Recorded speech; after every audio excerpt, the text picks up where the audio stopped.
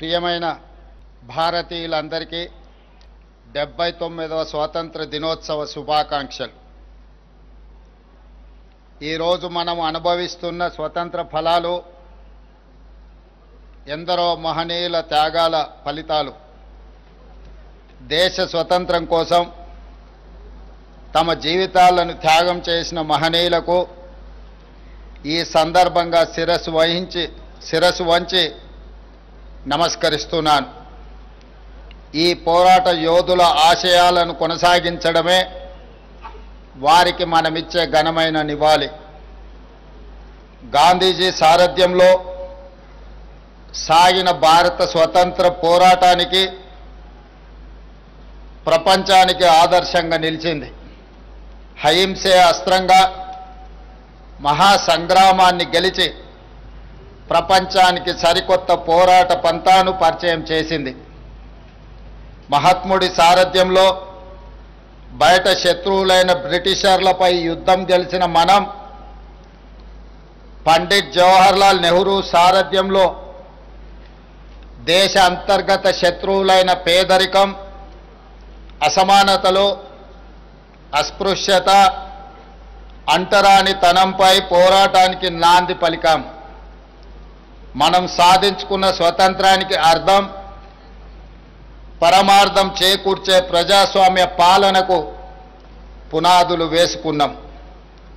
1947 August 14వ తేదీ అర్ధరాత్రి దేశ ప్రజలను ఉద్దేశించి పండిట్ జవహర్లాల్ నెహ్రూ చేసిన ప్రసంగం కోట్లాది మంది భారతీయులను ఐక్యం చేసి లక్ష్యం వైపు నడిపించేలా చేసింది. దేశంలో గత 10 ఏళ్ల పాలన చూస్తుంటే మన దేశ ప్రజల ఆత్మను ఆవిష్కరించిన ఆనాటి పండిట్ జవహర్లాల్ నెహ్రూ ప్రసంగాన్ని ఇప్పుడు మరోసారి స్మరించుకోవాల్సిన అవసరం కనిపిస్తుంది. అందులోని కొన్ని అంశాలను ఈ సందర్భంగా దేశ ప్రజలతో పంచుకోవాలని నేను భావిస్తున్నాను. పండిట్ జవహర్లాల్ నెహ్రూ గారు ఆనాడు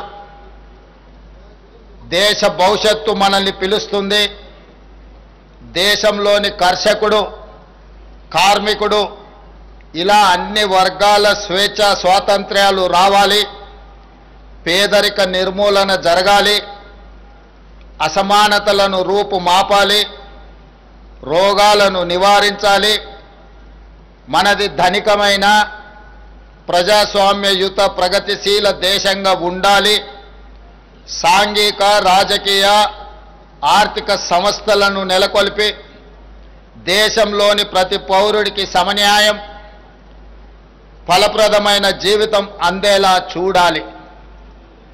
ఇటువంటి స్ఫూర్తి ప్రదాయకమైన మాటలతో ఆనాడు పండిట్ జవహర్లాల్ నెహ్రూ గారు భారతదేశ భవిష్యత్తుకు దిశానిర్దేశం చేశారు. కేవలం ప్రసంగాలు ఇవ్వడంతోనే సరిపెట్టలేదు, ఆ దిశగా కార్యాచరణ తీసుకొని దేశ ప్రగతికి బలమైన పునాదులు వేశారు. దృఢమైన ప్రజాస్వామ్య, లౌకిక, సామ్యవాద, గణతంత్ర దేశంగా భారత్ను నిలబెట్టడంలో గొప్ప రాజనీతిజ్ఞత ప్రదర్శించారు. పంచవర్ష ప్రణాళికల ద్వారా వ్యవసాయ, పారిశ్రామిక, వైజ్ఞానిక, సాంకేతిక రంగాల్లో దేశాన్ని తిరుగులేని శక్తిగా తీర్చిదిద్దారు. ఆనాటి స్ఫూర్తిని, ఆ మానీయుల వారసత్వాన్ని కొనసాగిస్తూ తెలంగాణ రాష్ట్రాన్ని ప్రపంచంలోనే అగ్రభాగాన నిలబెట్టే లక్ష్యంతో ఈనాడు మేము పరిపాలన కొనసాగిస్తున్నాం. స్వతంత్రం సిద్ధించే సమయానికి దేశం అల్లకల్లోల పరిస్థితుల్లో ఉంది. శూన్యం నుండి మన ప్రయాణం మొదలైంది. ఉన్నత శిఖరాలే లక్ష్యంగా పెట్టుకొని మన పెద్దలు ఈ దేశాన్ని ముందుకు నడిపించారు. ఈరోజు మనం చూస్తున్న ఆధునిక భారతం 5 ఏళ్లలోనో 10 ఏళ్లలోనో సాధించిన విజయం కాదు. దీని వెనక 79 ఏళ్ల కఠోర శ్రమ ఉంది. ఎంతో గొప్ప నాయకత్వం, నాయకుల త్యాగం, చెమట రక్తం ఉంది. ఈ సుదీర్ఘ ప్రస్థానం తర్వాతే నేడు మనం ప్రపంచంలో మూడో అతిపెద్ద ఆర్థిక వ్యవస్థగా అవతరించబోతున్నాం. ఈ విజయ ప్రస్థానంలో భాగస్వాములైన ప్రతి ఒక్కరికి మనం ఎంతో రుణపడి ఉంటాం. వారు అందించిన ఈ ఘనమైన వారసత్వాన్ని విజయవంతంగా ముందుకు తీసుకెళ్లడంలో మన ముందున్న కర్తవ్యం, ఆ బాధ్యత నిర్వర్తించడంలో నేను సదా సిద్ధంగా ఉంటాను అని మీ అందరికీ తెలియజేస్తున్నాను. ఆ స్ఫూర్తితోనే తెలంగాణ ప్రజాప్రభుత్వం ప్రజా సేవను కొనసాగిస్తుంది. 2023 డిసెంబర్ 7న మేము బాధ్యతలు స్వీకరించగానే రాష్ట్రంలో ప్రజాస్వామ్యాన్ని పునరుద్ధరించాం. ప్రజలు, ఉద్యమకారులు, అమరవీరుల ఆకాంక్షలు, ఆశయాలకు అనుగుణంగా విధి విధానాలను తీసుకున్నాం. రైతులు, మహిళలు, యువత భవిష్యత్తుకు పెద్ద పీట వేశాం. సామాజిక తెలంగాణ ఆవిష్కరణకు చారిత్రాత్మకమైన నిర్ణయాలు తీసుకున్నాం. కుల గణనతో బలహీన వర్గాల 100 ఏళ్ల కలను నిజం చేశాం. ఎస్సీ వర్గీకరణతో దశాబ్దాల నిరీక్షణకు తెరదించాం. ఇవి గొప్ప నిర్ణయాలే కాదు, అత్యంత సాహసోపేత నిర్ణయాలని మీ అందరికీ తెలియజేయడానికి సంతోషిస్తున్నాను. ఒకవైపు ప్రపంచ నగరాలతో పోటీపడే లక్ష్యాలను నిర్దేశించుకొని, మరోవైపు పేదల ఆకాంక్షలు తీర్చే సంక్షేమ ఫలాలు అందిస్తూ ద్విముఖ విధానంతో మా ప్రభుత్వం పాలన కొనసాగిస్తుంది. మా ఆలోచనలలో స్పష్టత ఉంది, అమలులో పారదర్శకత ఉంది. అందరినీ కలుపుకొని అద్భుతాలు సృష్టించే సమ్మిళిత అభివృద్ధి విధానాన్ని మేము ఎంచుకున్నాం. పాలనలో పారదర్శకత, అభివృద్ధిలో ఆధునికత, సంక్షేమంలో సరికొత్త చరిత్రను రాస్తూ తెలంగాణను 20 నెలల కాలంలోనే దేశానికి రోల్ మోడల్గా నిలబెట్టాం. సంక్షేమానికి కేర్ ఆఫ్ కాంగ్రెస్ పరిపాలన, దీనికి చరిత్రే సాక్ష్యం.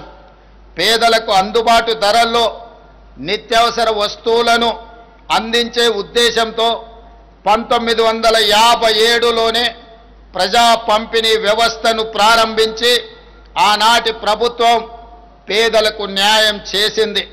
70 ఏళ్లుగా పీడీఎస్ వ్యవస్థ పేద ప్రజల ఆహార భద్రతకు భరోసా ఇస్తూ వస్తుంది. అదే స్ఫూర్తితో ప్రజా ప్రభుత్వం ఉగాది నుండి సన్న బియ్యం పంపిణీని ప్రారంభించింది. 13,000 కోట్ల రూపాయల వ్యయంతో 3,10,00,000 తెలంగాణ బిడ్డలకు సన్న బియ్యం అందిస్తున్నాము. ఈరోజు ధనికులతో సమానంగా పేదవారు సన్న బియ్యంతో భోజనం చేస్తున్నారు అంటే ఇది ప్రజాపాలన సాధించిన విజయం. ఇది కేవలం ఆకలి తీర్చే పథకం కాదు, ఆత్మ గౌరవాన్ని చాటి చెప్పే పథకం. పేదల ఇంటికి వెళ్ళి భోజనం చేసి ఈ పథకం అమలు తీరును నేను స్వయంగా పర్యవేక్షించాను. ఆ రోజు వారి కళ్ళల్లో కనిపించిన ఆనందం, ఆత్మగౌరవం నాకు శాశ్వతంగా గుర్తుండిపోతుంది. రేషన్ కార్డు ప్రజల ఆత్మగౌరవానికి మరో ప్రతీక, ఒక భరోసా, ఒక భావోద్వేగం. ఆ భరోసా కోసం రాష్ట్ర ప్రజలు 10 ఏళ్లు కళ్ళు కాయలు కాచేలా ఎదురు చూశారు. ప్రజాప్రభుత్వం వచ్చాకే ఆ ఎదురు చూపులకు శాశ్వత పరిష్కారము చూపించడం జరిగింది. ఈ ఏడాది జూలై 14 నుంచి రాష్ట్ర వ్యాప్తంగా నూతన రేషన్ కార్డుల పంపిణీని ప్రారంభించాం. 10 ఏళ్ల తర్వాత చేతిలో రేషన్ కార్డుతో రేషన్ షాపుల ముందు సందడి కనిపిస్తుంది. పాడుబడి మూతబడిన రేషన్ షాపుల తలుపులు మళ్ళీ తెరుచుకున్నాయి. పేదవాడి ఆశలు, ఆకలి తీర్చే భరోసా కేంద్రంగా నేడు గ్రామాల్లో రేషన్ షాపులు పూర్వ వైభవాన్ని సంతరించుకున్నాయి. ఇది మేము తెచ్చిన ప్రజాపాలనలో మార్పు. మిత్రులారా, తెలంగాణ రైతుకు 2022 మే 6న వరంగల్ వేదికగా మేము మాట ఇచ్చాం. అధికారంలోకి వచ్చి 2 లక్షల రూపాయల రైతు రుణమాఫీ చేసి రైతుల రుణము తీర్చుకొని శాశ్వతంగా వారిని రుణ విముక్తి చేస్తాము అని ఆనాడు తెలంగాణ రైతాంగానికి మేము మాట ఇవ్వడం జరిగింది. విశ్వసనీయతే మా సిద్ధాంతం మాకు ఊపిరి. గత ఏడాది ఆగస్టు 15న రైతు రుణమాఫీకి శ్రీకారం చుట్టాం.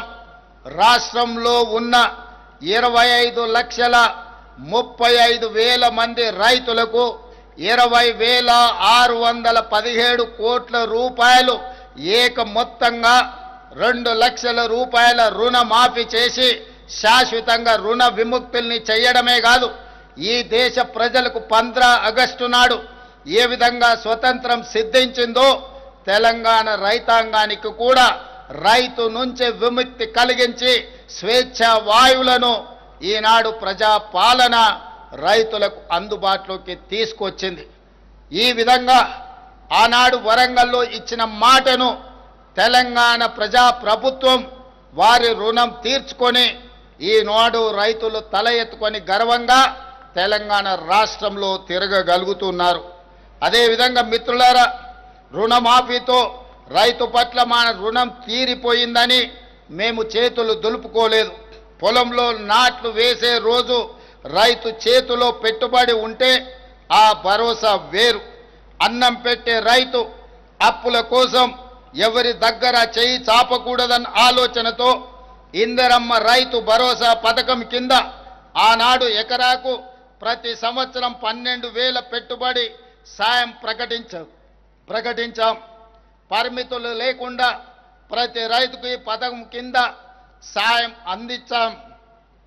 జూన్ 16న ప్రారంభించి కేవలం 9 రోజుల్లో 9,000 కోట్ల రూపాయలు రైతుల ఖాతాలో వేశాం. రాష్ట్రంలోని 70,11,184 మంది రైతులకు ఈ సహాయాన్ని అందించాం.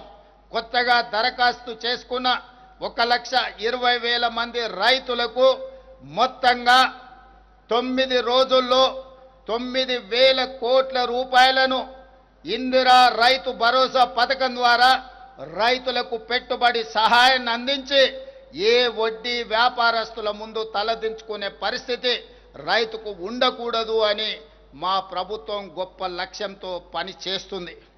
మిత్రులారా, రైతు రుణమాఫీ పెట్టుబడి సాయమే కాదు, పండించిన పంటను కొనుగోలు చేస్తూ మేము ఉన్నామన్న భరోసా తెలంగాణ రైతాంగానికి ఇస్తున్నాం. 7,178 కొనుగోలు కేంద్రాలను ఏర్పాటు చేసి రైతు పండించిన చివరి గింజ వరకు ధాన్యాన్ని సేకరిస్తున్నాం. సన్నాలకు క్వింటాల్కు గిట్టుబాటు ధరతో పాటు 500 రూపాయల బోనస్ ఇస్తున్నాం. ధాన్యం కొనుగోలు చేసిన 48 గంటల్లోనే పంట అమ్ముకున్న రైతుల ఖాతాలో నగదు వేసి రైతుల కళ్ళల్లో ఆనందం చూస్తున్నాం.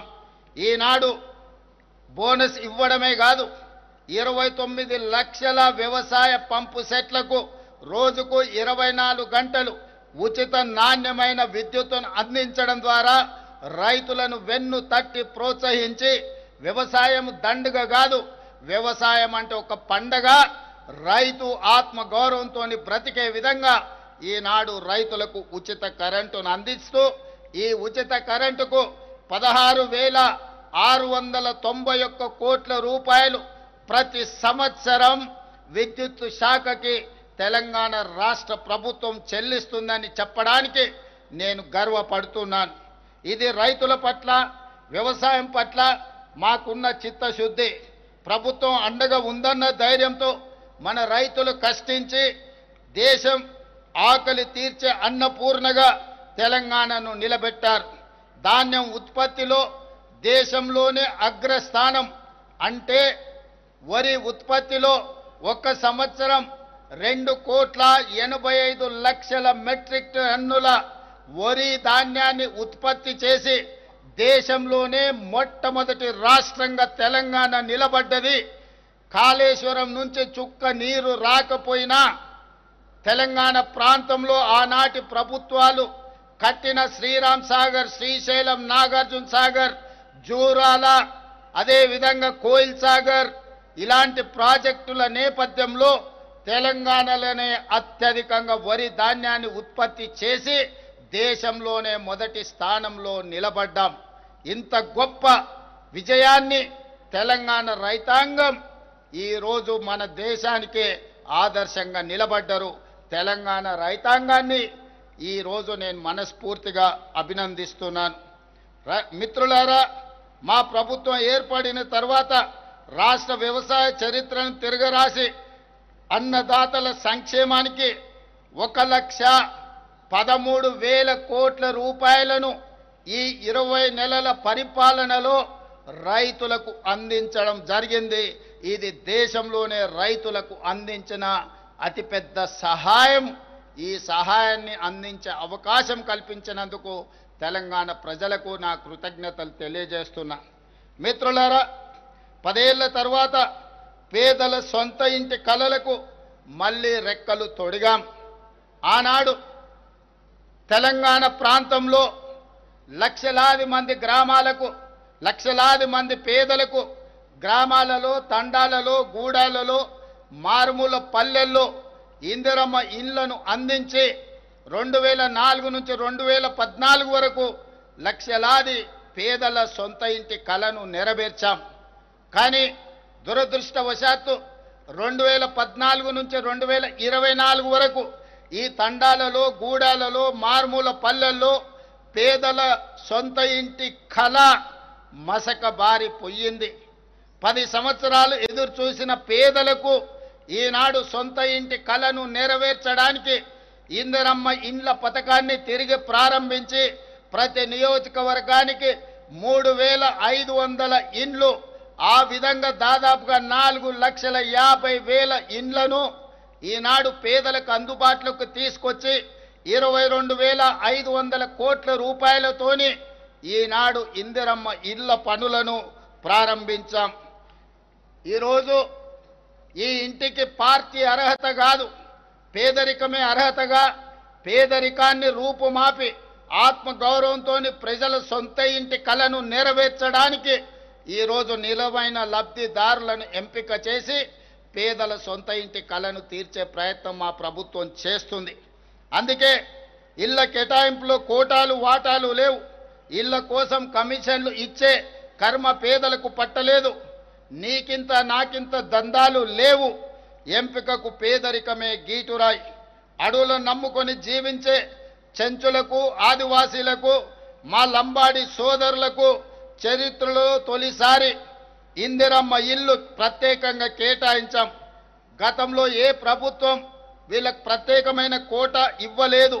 కానీ ఈనాడు నల్లమల అటవీ ప్రాంతం నుంచి వచ్చిన ఈ బిడ్డ ఆదివాసీలు, గిరిజనులు, చెంచుల కష్టాలు తెలిసిన వాడిగా ఈరోజు తెలంగాణలో ఐటీడీఏ ప్రాంతాలలో 22,016 ప్రత్యేకంగా ఇండ్లను, ఇందిరమ్మ ఇండ్లను ఈ గిరిజన ఆదివాసీ సోదరులు కేటాయించి ఆత్మగౌరవంతో తెలంగాణ రాష్ట్రంలో చెంచులు, ఆదివాసీలు, గిరిజనులు బ్రతకాలి అని ప్రత్యేకమైన కోటా ఇచ్చి ఈరోజు ఇందిరమ్మ రాజ్యంలో వాళ్ళని ఆదుకోవడం జరిగింది.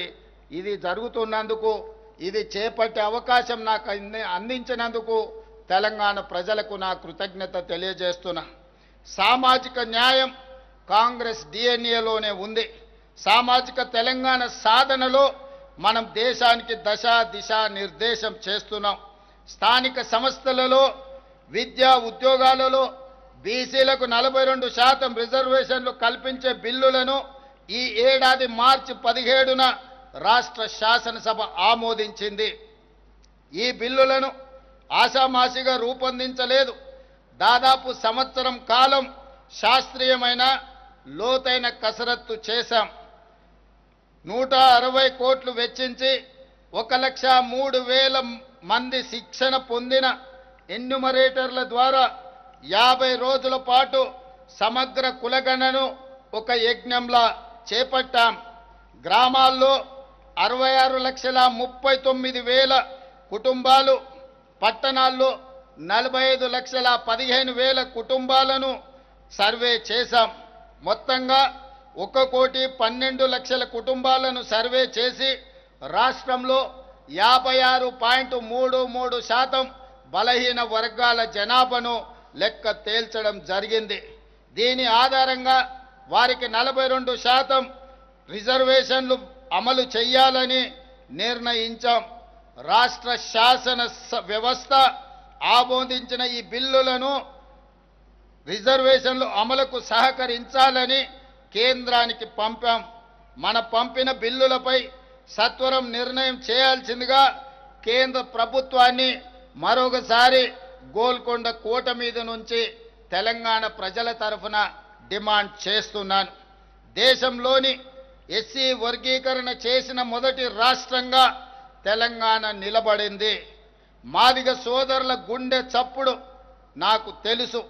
ఒకనాడు వాళ్ళ కోసం శాసనసభలో కొట్లాడిన వాడిగా దశాబ్దాల కలను సాకారం చేసే సంకల్పం తీసుకున్నాను.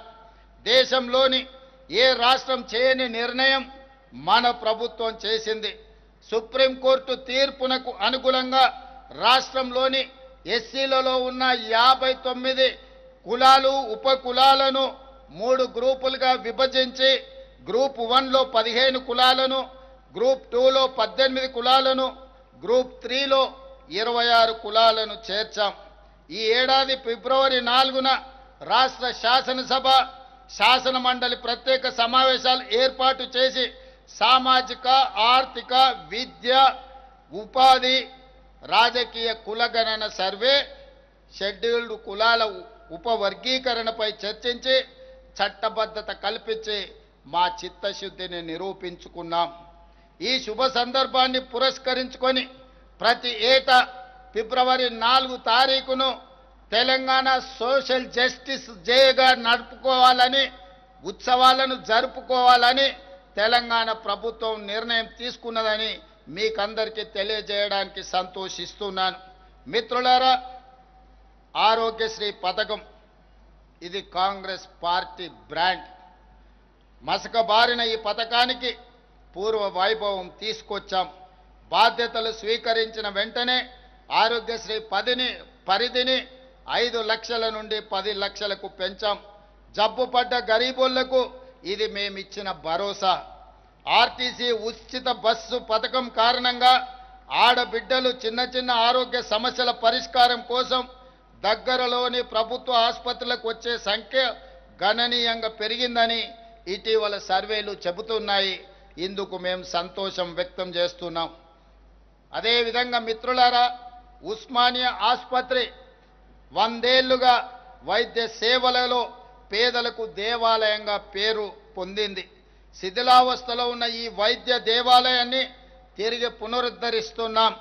27 ఎకరాల విస్తీర్ణంలో గోషామహల్ ప్రాంతంలో 2,700 కోట్ల రూపాయల వ్యయంతో నయా ఉస్మానియా ఆసుపత్రిని తెలంగాణ రాష్ట్రానికి అందించబోతున్నామని చెప్పి మనస్ఫూర్తిగా మీ అందరికీ తెలియజేస్తున్నాను.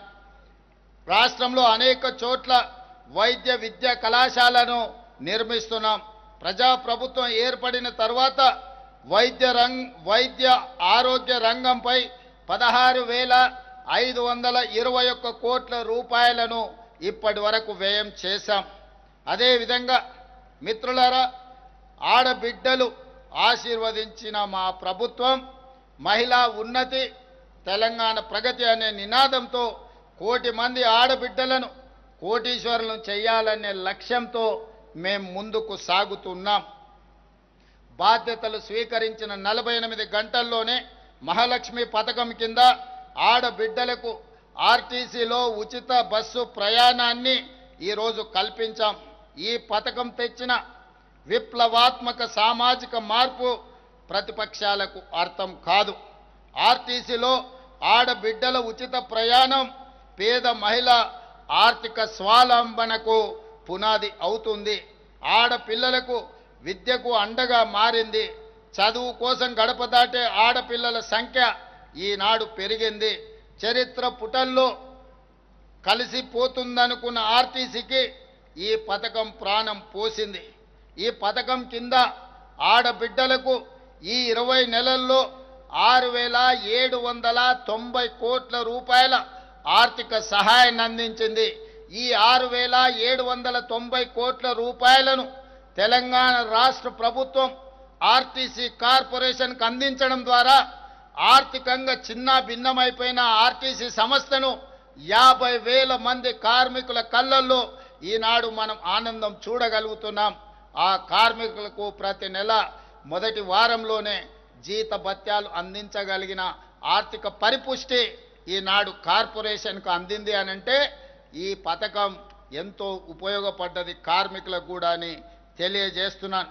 ఇప్పటి వరకు దాదాపుగా 200 కోట్ల పైచిలుకు మహిళలు బస్సులలో ఉచితంగా ప్రతిరోజు ప్రయాణాలు చేయడం జరిగింది. ఇది మీ అందరికీ తెలియజేయడానికి నేను సంతోషిస్తున్నాను. రాష్ట్రంలో ఆడబిడ్డల సంక్షేమం అభివృద్ధి కోసం మా ప్రభుత్వం మొత్తంగా 46,689 కోట్ల రూపాయలను ఈ 20 నెలలలో సమకూర్చడం జరిగింది. అదేవిధంగా మిత్రులారా, యువ తెలంగాణ శక్తికి ప్రతీక. గడిచిన 10 ఏళ్లలో యువతను మత్తుకు బానిసలను చేసే కుట్ర జరిగింది. ఈ కుట్రని మేము ఛేదించాం. ఇవాళ తెలంగాణలో గంజాయి డ్రగ్స్ అనే మాట వినబడడానికి వీలు లేదు. ఈ విషయంలో కఠినంగా మా ప్రభుత్వం వ్యవహరిస్తుంది. ఈగల్ పేరుతో ఏర్పాటైన వ్యవస్థ రాష్ట్రం నలుమూలల నిశితంగా నిఘా పెట్టింది.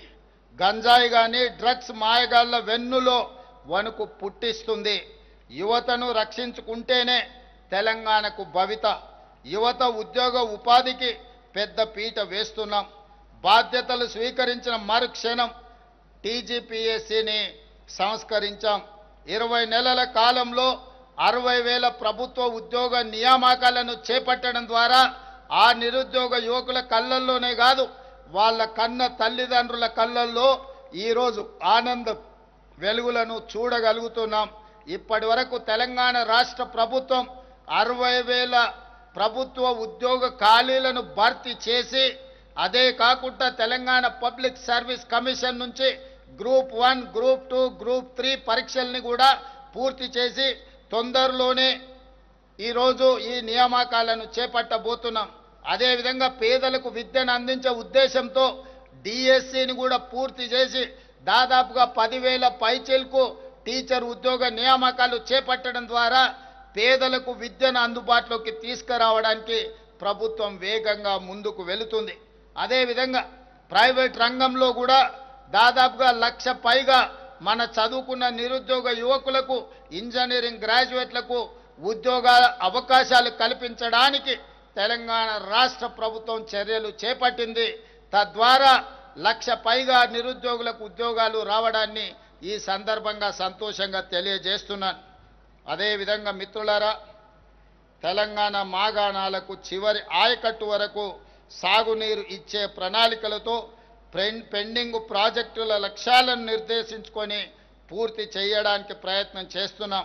కృష్ణానది, గోదావరి జలాల్లో మన వాటాల సాధనలో రాజీ పడే సమస్యనే లేదు. ఆనాటి నుంచి ఈనాటి వరకు తెలంగాణ ప్రజల పోరాటమే సాగునీరు, తాగునీరు సాధించడం. అలాంటి తెలంగాణ ప్రజల భావోద్వేగమైన పేగుబంధం సాగునీటి ప్రాజెక్టులు. కృష్ణా, గోదావరి నదులలో ప్రతి చుక్క తెలంగాణకు రావాల్సిన వాటాను సాధించి ఎవరి ఒత్తిడికి లొంగేది లేదు, ఎవరి ఆరోపణలకు బెదిరేది లేదు. 4 కోట్ల తెలంగాణ ప్రజల పక్షాన నిటారుగా నిలబడి కృష్ణానది, గోదావరి నదుల్లో తెలంగాణ హక్కులను సాధించుకుంటాం. మన ప్రాంతానికి సాగునీరు, తాగునీరు అందించినాకనే మిగతా ఎవరికైనా నీరు. ఈరోజు తెలంగాణ ప్రజల హక్కులను సాధించడంలో వెనుదిరిగి చూసేది లేదు, ఎవరికి భయపడేది లేదు. ప్రభుత్వం ఈ విషయంలో వ్యూహాత్మకంగా వ్యవహరించడమే కాదు, ఎత్తుగడలతో నిర్ణయం తీసుకుంటుంది. ఎవరు ఎత్తులేసినా ఆ ఎత్తులను చిత్తు చేసి, ఎవరు విష ప్రచారం చేసినా వాళ్ళను తిప్పుకొట్టే బాధ్యత 4 కోట్ల తెలంగాణ ప్రజలు తీసుకోవాలి. మీరు అందరూ ఈనాడు పండిత్ జవహర్లాల్ నెహ్రూ గారు నిర్మించిన నాగార్జున సాగర్, శ్రీశైలం, శ్రీరామ్ సాగర్ లాంటి ప్రాజెక్టులు ఆనాడు మొట్టమొదటి ప్రధానమంత్రి ఎడ్యుకేషన్ అండ్ ఇరిగేషన్ అనే విధానాన్ని తీసుకొని ఆ రోజుల్లోనే మొదటి ప్రధానమంత్రి మన ప్రాంతంలో సాగునీటి ప్రాజెక్టులను నిర్మించడం జరిగింది.